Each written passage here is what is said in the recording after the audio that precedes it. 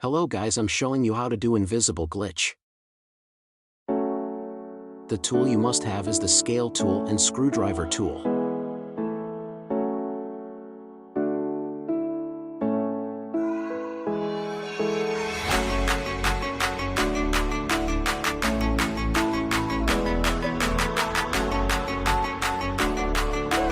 This is to show it work.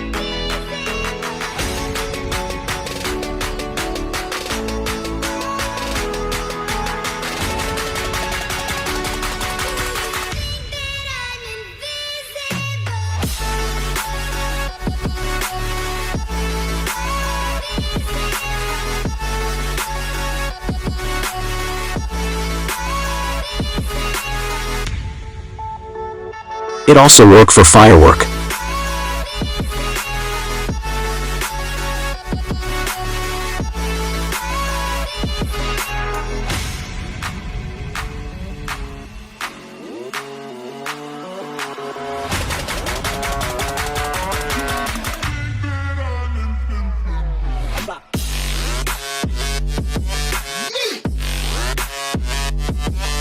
You can go water if you don't take damage, then it work.